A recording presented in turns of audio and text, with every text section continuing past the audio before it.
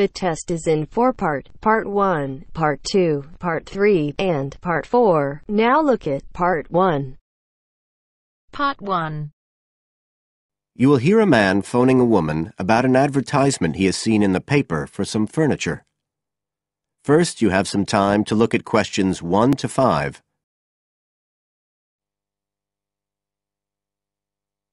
As you listen, because you will not hear the recording a second time. Listen carefully and answer questions 1 to 5.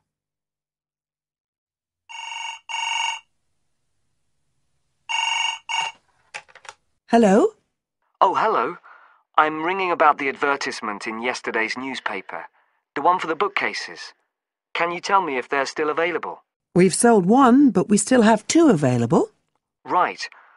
Can you tell me a bit about them? Sure. What do you want to know? Well, I'm looking for something to fit in my study. So, well, I'm not too worried about the height, but the width's quite important. Can you tell me how wide each of them is? They're both exactly the same size. Let me see, I've got the details written down somewhere.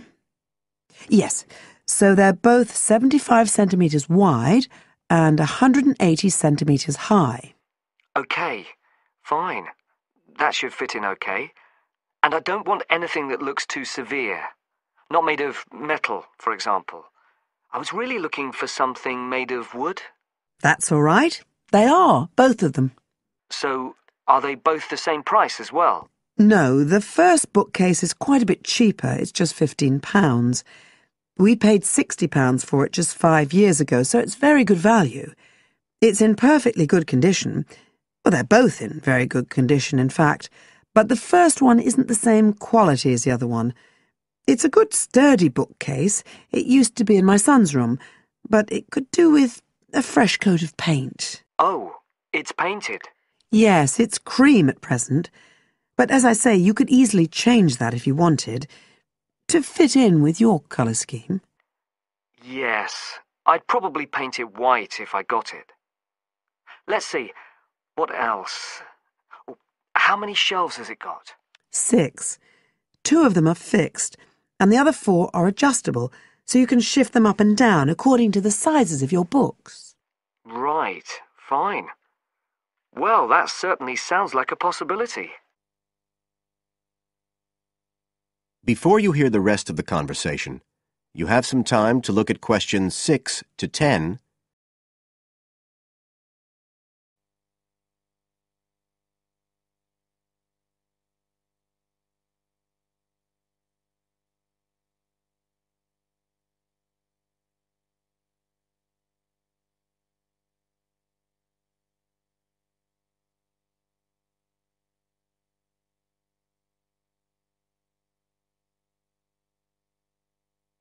Now listen and answer questions 6 to 10.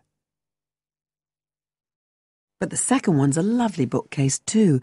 That's not painted, it's just the natural wood colour, dark brown.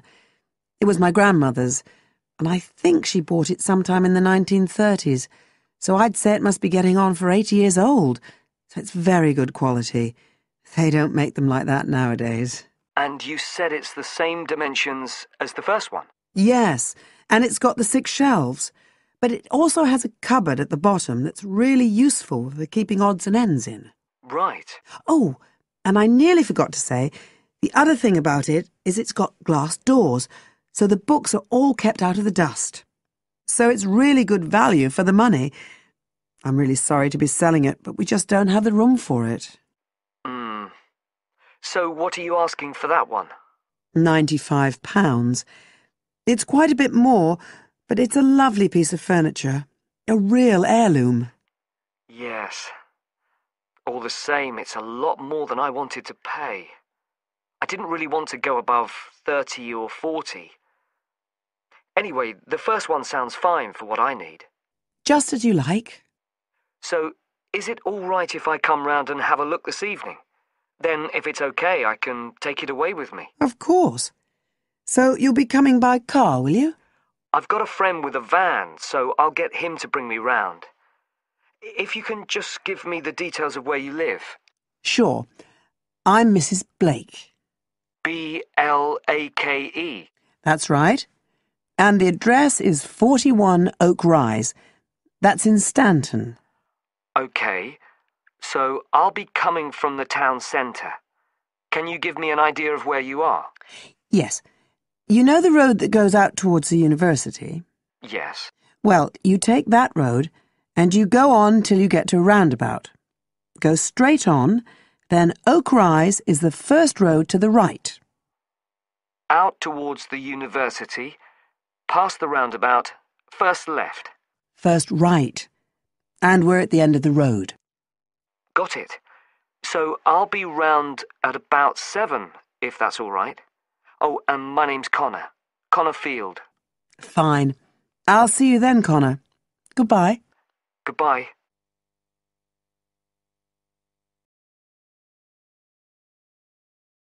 That is the end of part 1.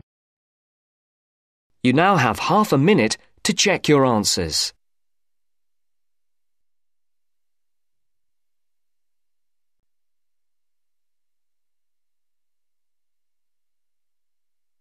Now turns to part 2. Part 2. You will hear a talk about Runwell, a charity that raises money by organising running races. First, you have some time to look at questions 11 to 17.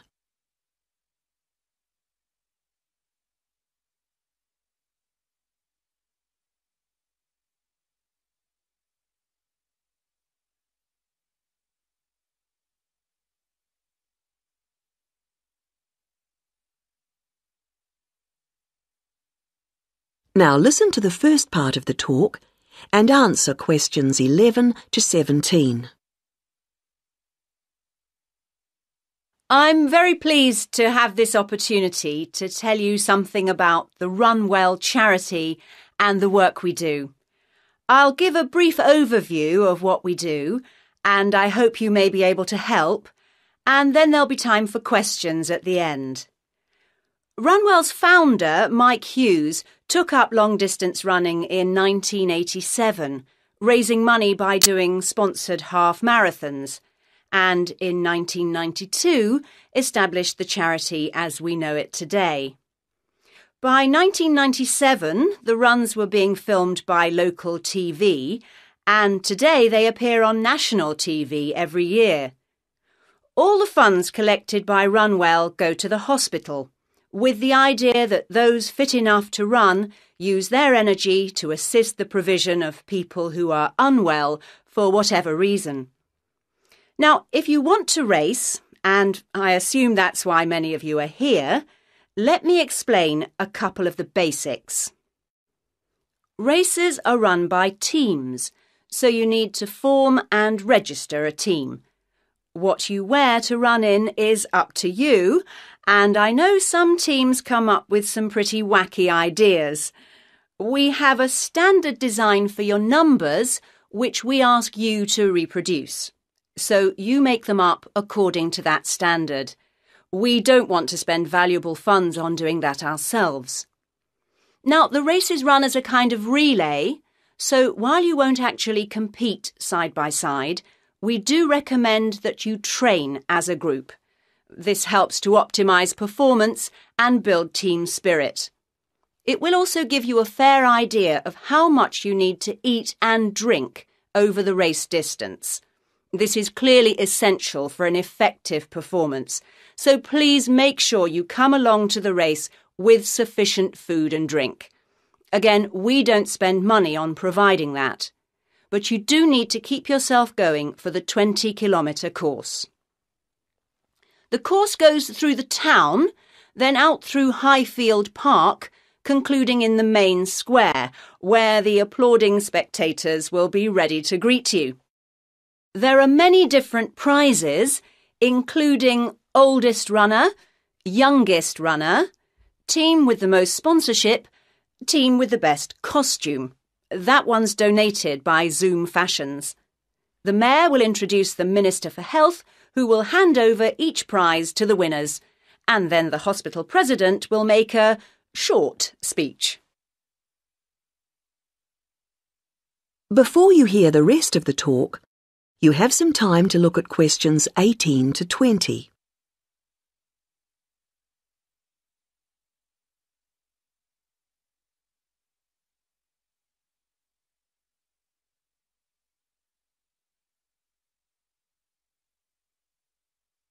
Now listen and answer questions 18 to 20. OK, that's the big race. But I know there are many people who don't feel they are up to running a 20-kilometre race, but who would nevertheless like to raise money for Run Well. Over the years, we've had experience of many ways of trying to collect money, some very successful, others less so. Now, of course, 20 kilometres is too far for children to run. But there was a sponsored swimming event at the local school last year, and that did very well. People have also tried to organise food-based events, such as selling homemade cakes and bread and so on at the market. And there was a large picnic arranged in 4 Bright Gardens, although these events failed to justify the efforts put into them, though I'm sure they were very tasty. These days, so many people are out at work all day that going from house to collect money isn't very effective. But it is possible to raise useful funds by selling small promotional items, such as badges with the Run Well motif on them. We're currently checking to see if postcards, perhaps showing the race's winners each year, might also be a good idea or not. We do appreciate the efforts that have gone into selling second-hand goods, but to be honest, the returns have not been very high on this. One very dedicated group organised a team quiz recently, which went very well, and it would be good to see more such activities. There's also been talk of a concert, but we'll have to see how plans for that progress. Now, are there any questions at this stage?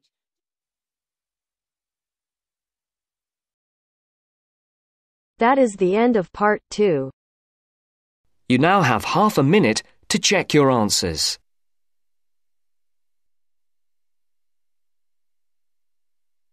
Now turns to part 3. Part 3. First, you have some time to look at questions 21 to 25.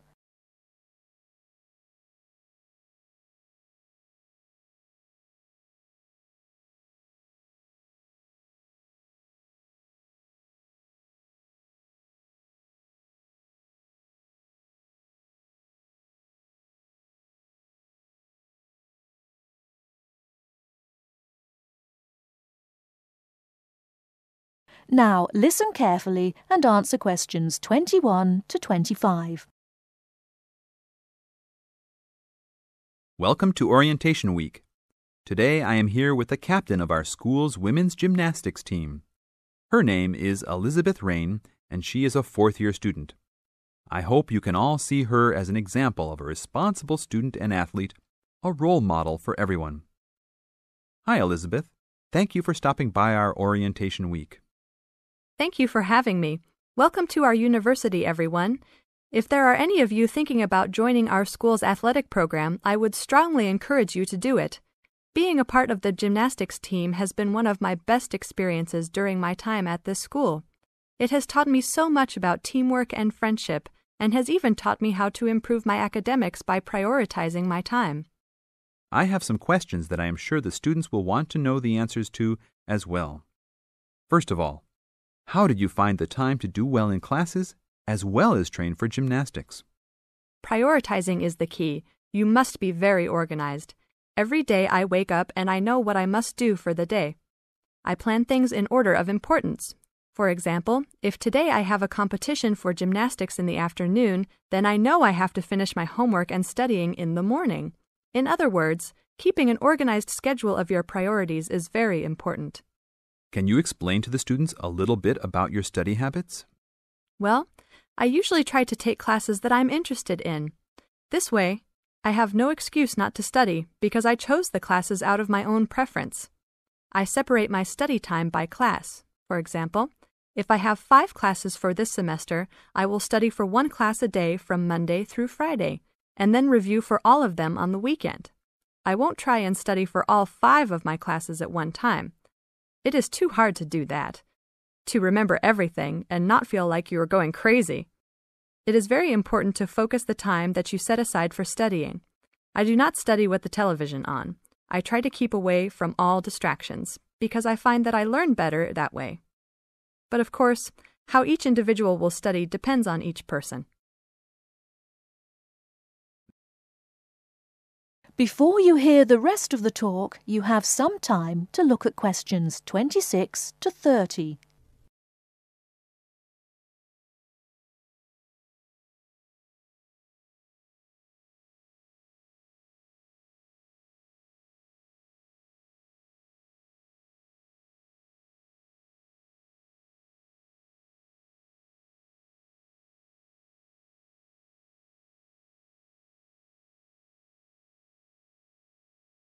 Now listen and answer questions 26 to 30.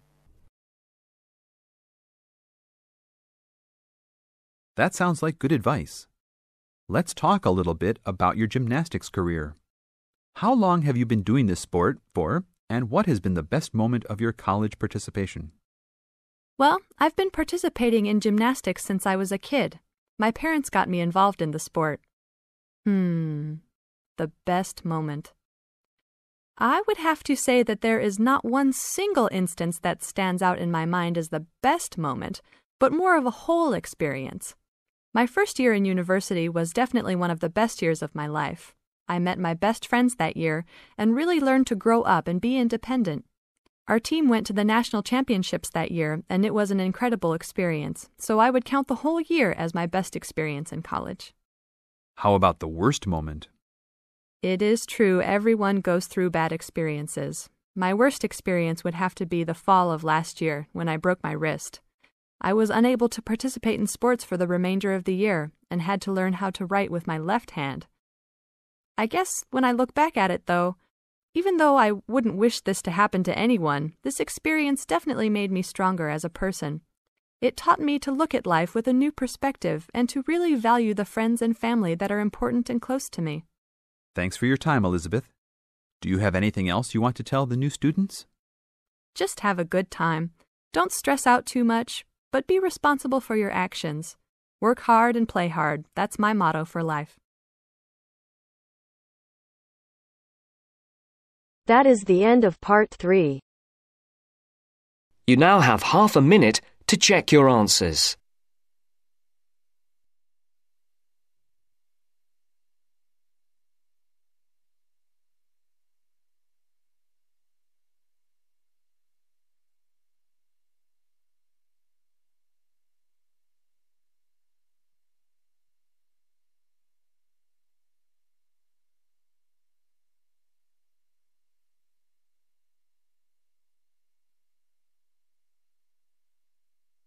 Now turns to part 4. Part 4. You will hear an extract from a university lecture on the topic of marketing. First, you have some time to look at questions 31 to 40.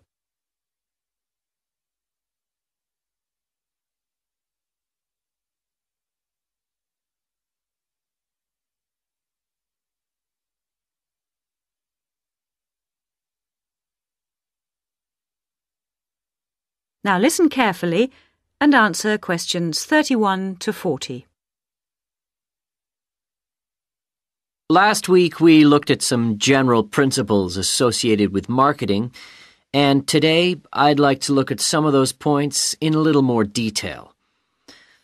So, what is marketing?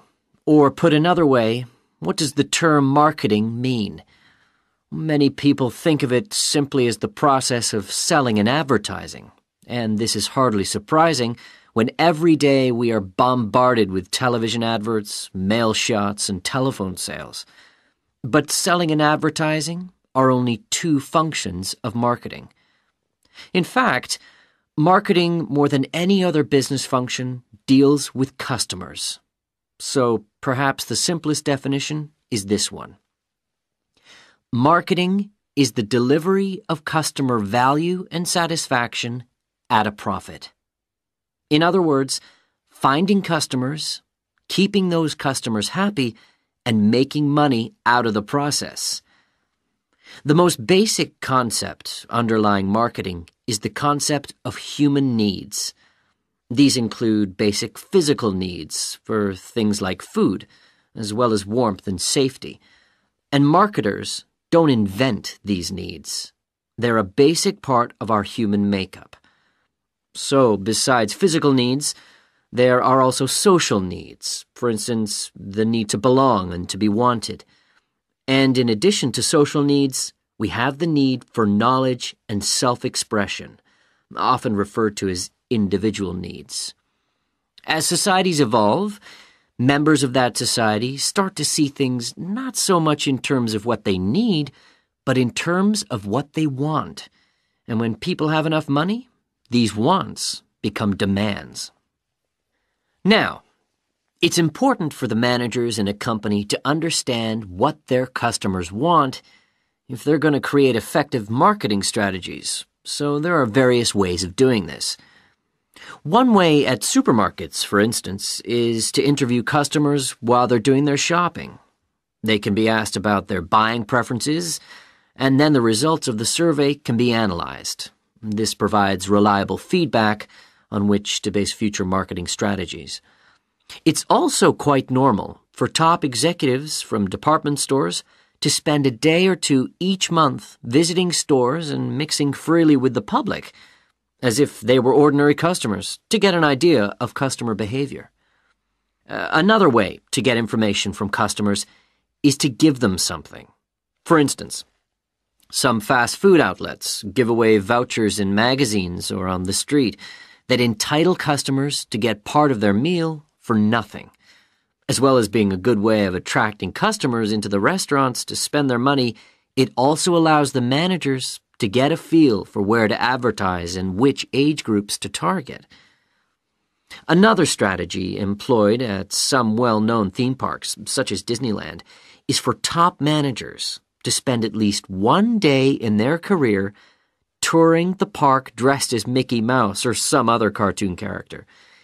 This provides them with the perfect opportunity to survey the scene and watch the customers without being noticed.